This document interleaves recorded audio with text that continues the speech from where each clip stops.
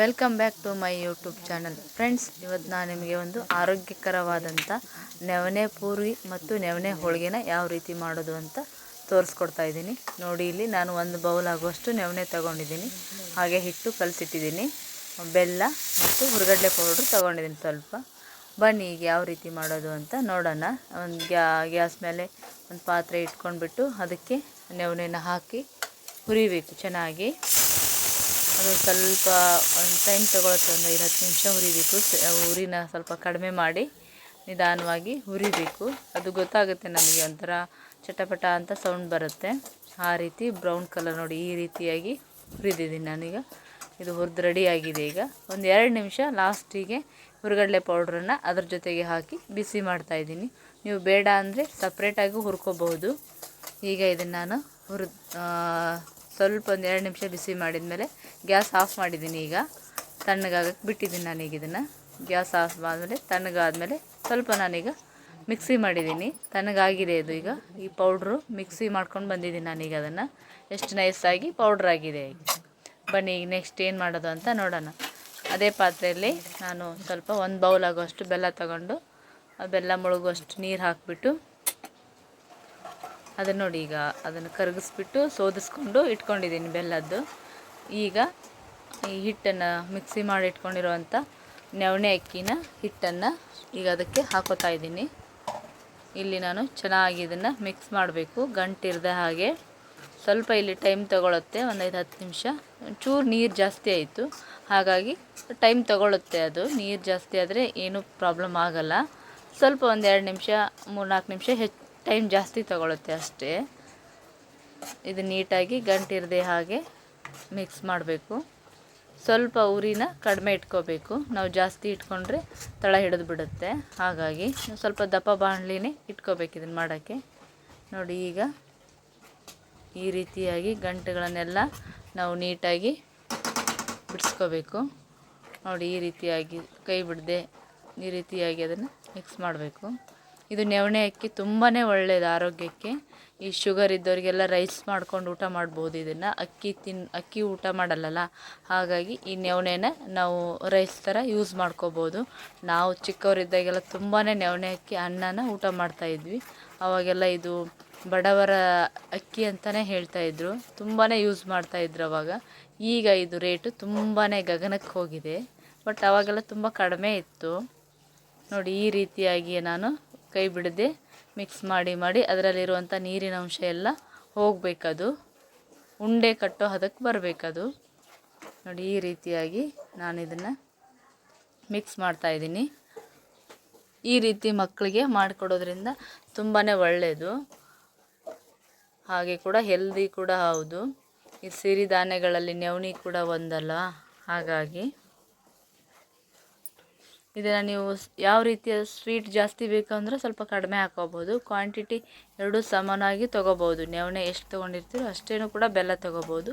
ಸ್ವಲ್ಪ ಸಿಹಿ ಕಡಿಮೆ ಬೇಕಂದವರು ಸ್ವಲ್ಪ ಕಡಿಮೆ ಹಾಕೋಬೋದು. ನೋಡಿ, ಈಗಿದು ರೆಡಿಯಾಗಿದೆ. ನೋಡಿ, ಈ ರೀತಿ ಮಾಡಿದರೆ ರೆಡಿಯಾಗಿದೆ ಅಂತ ಅರ್ಥ. ಅದು ಈಗ ನಾನು ಗ್ಯಾಸ್ ಆಫ್ ಮಾಡಿ ತಣ್ಣಗಾಗಕ್ಕೆ ಬಿಟ್ಟಿದ್ದೆ. ಅದನ್ನು ಒಂದು 5-10 ನಿಮಿಷ ತಣ್ಣಗಾಗಕ್ಕೆ ಬಿಟ್ಟಿದ್ದೆ. ಈಗ ಇದು ತಣ್ಣಗಾಗಿದೆ, ಉಂಡೆ ಕಟ್ಟೋ ಅದಕ್ಕೆ ಬಂದಿದೆ ಈಗಿದು. ನೋಡಿ, ಉಂಡೆ ಕಟ್ಟೋ ರೀತಿಯಲ್ಲಿ ಆಗಿದೆ. ನಾನೀಗ ಚಿಕ್ಕದಾಗಿ ಉಂಡೆನ ಕಟ್ಟಿ ಇಟ್ಕೋತಾ ಇದ್ದೀನಿ. ನೀವು ಬೇಕಾದ್ರೆ ಇದೇ ರೀತಿ ಉಂಡೆ ಕಟ್ಟಾದರೂ ಇಟ್ಕೋಬೋದು, ಇಲ್ಲ ನೀವು ಹೋಳಿಗೆನೂ ಮಾಡ್ಕೋಬೋದು. ನಾನೀಗ ಪೂರಿನೂ ಮಾಡೋದನ್ನು ತೋರಿಸ್ತೀನಿ, ಹೋಳಿಗೆ ಮಾಡೋದು ತೋರಿಸ್ತೀನಿ. ಮಕ್ಕಳಿಗೆ ಇದೇ ರೀತಿ ಮಾಡಿ ಕೂಡ ಕೊಡಬಹುದು ತಿನ್ನೋಕ್ಕೆ. ತುಂಬಾ ಹೆಲ್ದಿ ಆದದ್ದು ಇದು.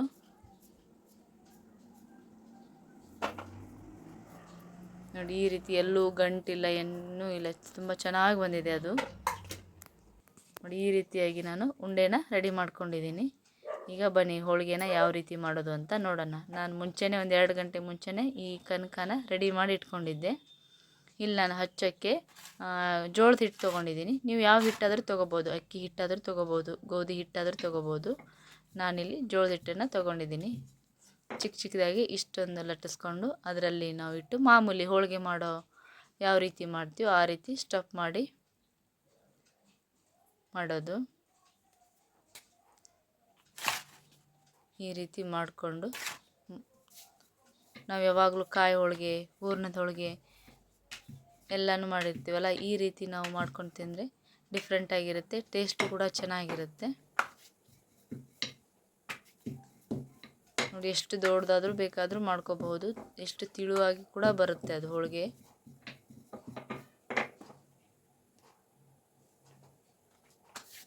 ಎರಡೂ ಒಂದೇ ಹದದಲ್ಲಿ ಇರಬೇಕು, ಹಿಟ್ಟು ಮತ್ತು ಉಂಡೆ. ಒಂದು ಮೆತ್ತಗೆ, ಒಂದು ತುಂಬ ಸಾಫ್ಟು, ಒಂದು ತುಂಬಾ ರಫ್ ಇದ್ದರೆ ಬರಲ್ಲ. ಒಂದೇ ಮೀಡಿಯಮಲ್ಲಿರಬೇಕು. ನೋಡಿ ಎಷ್ಟು ದೊಡ್ಡದಾಯಿತು, ಎಷ್ಟು ತಿಳುವಾಗಿದೆ ಹೋಳಿಗೆ ಅಂತ ಹೇಳ್ಬಿಟ್ಟು.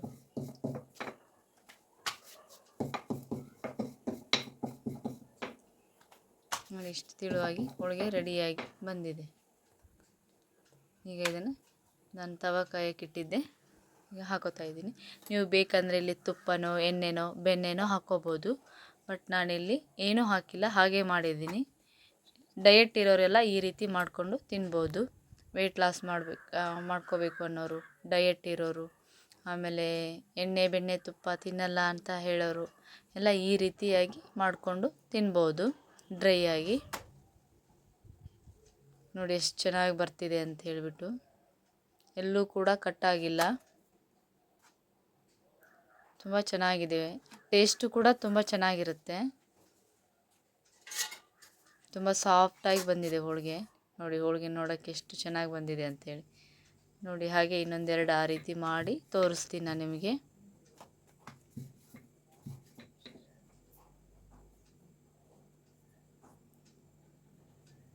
ನವಣೆ ಅಕ್ಕಿ ಮತ್ತು ತಿಳಿ ಸಾಂಬಾರು ಜೊತೆ ಊಟ ಮಾಡಿದರೆ ತುಂಬಾ ಚೆನ್ನಾಗಿರುತ್ತೆ. ನವಣೆ ಅನ್ನ ಮಾಡಿಬಿಟ್ಟು ತಿಳಿ ಸಾಂಬಾರು ಜೊತೆಗೆ ಊಟ ಮಾಡ್ತಾಯಿದ್ರೆ, ಈ ಕೆಲವೊಬ್ಬರಿಗೆ ಕೆಲವೊಂದು ರೈಸಲ್ಲಿ ವಿಶೇಷ ಇರುತ್ತೆ. ಈ ಕುಚ್ಚಲಕ್ಕಿ ಅನ್ನ ಊಟ ಮಾಡೋರಿಗೆ ಒಂಥರ ಟೇಸ್ಟ್ ಇರುತ್ತೆ. ನವಣಕ್ಕಿ ಹಾಗೆ ಈ ನವಣಕ್ಕಿ ಅನ್ನನ ಊಟ ಮಾಡ್ತಾಯಿದ್ರೆ ತುಂಬಾ ಟೇಸ್ಟು, ತುಂಬಾ ರುಚಿಯಾಗಿರುತ್ತೆ.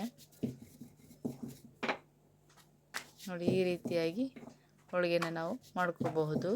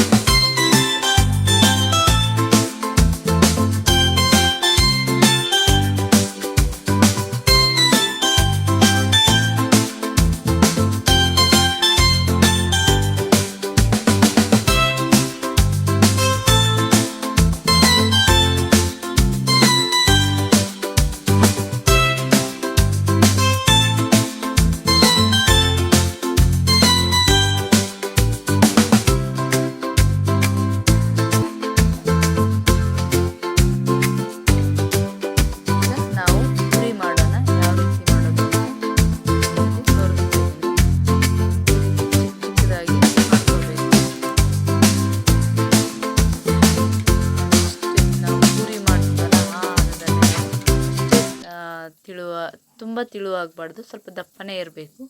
ಆಲ್ಮೋಸ್ಟ್ ಅಲ್ಲಿ ನಾವು ಶೇಂಗಾದ ಹೋಳಿಗೆ ಏನು ಮಾಡ್ತೀವಲ್ಲ ಆ ಥರ ಮಾಡಿದರೆ, ನಾನಿಲ್ಲಿ ಮುಂಚೆನೇ ಎಣ್ಣೆ ಕಾಯಕ್ಕೆ ಇಟ್ಕೊಂಡಿದ್ದೆ, ಹಾಗಾಗಿ ನೋಡಿ ಪೂರಿ ಎಷ್ಟು ಚೆನ್ನಾಗಿ ಬರ್ತಿದೆ ಅಂಥೇಳಿ. ನೀವು ಪೂರಿ ಅಂತಾದರೂ ಹೇಳ್ಕೊಬೋದು, ನವಣಕ್ಕಿ ಕರ್ದ ಹೋಳಿಗೆ ಅಂತ ಅನ್ನೋದು ಹೇಳ್ಬಹುದು. ಇದನ್ನು ನೀವು ಬೇಕಾದ್ರೆ ಉಪ್ಪಿನಕಾಯಿ ಜೊತೆಗೆ ತಿನ್ಬೋದು, ತುಂಬಾ ಟೇಸ್ಟಿಯಾಗಿರುತ್ತೆ, ಸಿಹಿ ಸಿಹಿ ಮತ್ತು ಖಾರ ಖಾರ. ನೋಡಿ ಪೂರಿ ಈಗ ರೆಡಿಯಾಗಿದೆ. ಹೀಗೆ ನಾನು ಇನ್ನೊಂದಿಷ್ಟು ಮಾಡಿ ತೋರಿಸ್ತೀನಿ.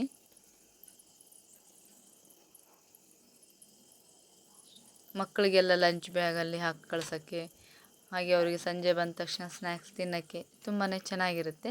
ಇದನ್ನು ನಾವು ಮಾಡಿ ಇಟ್ಕೋಬೋದು, ಒಂದು 8-10 ದಿವಸ ಇಟ್ಕೊಂಡ್ರೂ ಏನೂ ಆಗಲ್ಲ, ಇದು ಹಾಳಾಗಲ್ಲ. ಈ ರೀತಿ ಮಾಡಿ ಇಟ್ಕೊಂಡ್ರೆ, ಎಣ್ಣೆಯಲ್ಲಿ ಕರೆದ್ಬಿಟ್ಟು ಇಟ್ಕೊಂಡ್ರೆ ಹಾಳಾಗಲ್ಲ. ನೀವು ಮಿನಿಮಮ್ ಒಂದು 8-10 ದಿವಸನಾದರೂ ಇಟ್ಕೋಬೋದು ಮಾಡಿ.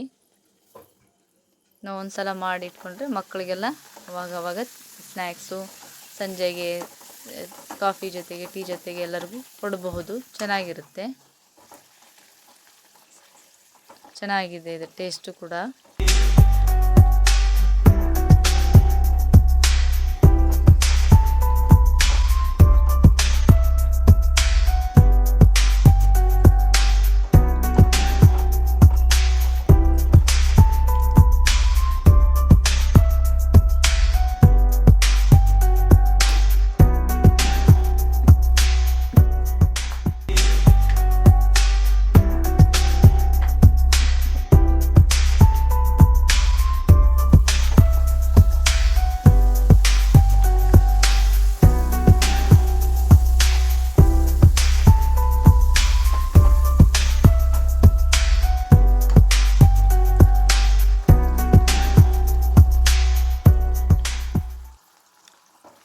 ಓಕೆ ಫ್ರೆಂಡ್ಸ್, ಹಾಗಾದರೆ ಇದರದ್ದು ಕೂಡ ಉಂಡೆನೂ ಕೂಡ ಮಾಡ್ತಾರೆ. ಈ ನಾಗರ ಪಂಚಮಿಯಲ್ಲಿ ತುಂಬಾ ವಿಶೇಷವಾದದ್ದು ನವಣೆ ಉಂಡೆ ಅಂತೇಳ್ಬಿಟ್ಟು ಮಾಡ್ತಾರೆ. ಹಾಗೆ ನಾನು ಇನ್ನೂ ನವಣೆದ ರೆಸಿಪಿನ ನೆಕ್ಸ್ಟ್ ವಿಡಿಯೋದಲ್ಲಿ ಹೀಗೆ ಮಾಡಿ ತೋರಿಸ್ತಾ ಇರ್ತೀನಿ. ಇನ್ನೂ ಯಾರೆಲ್ಲ ನನ್ನ ಚಾನಲ್ನ ಸಬ್ಸ್ಕ್ರೈಬ್ ಮಾಡ್ಕೊಂಡಿಲ್ಲ ಪ್ಲೀಸ್ ಸಬ್ಸ್ಕ್ರೈಬ್ ಮಾಡ್ಕೊಳ್ಳಿ, ಸಪೋರ್ಟ್ ಮಾಡಿ.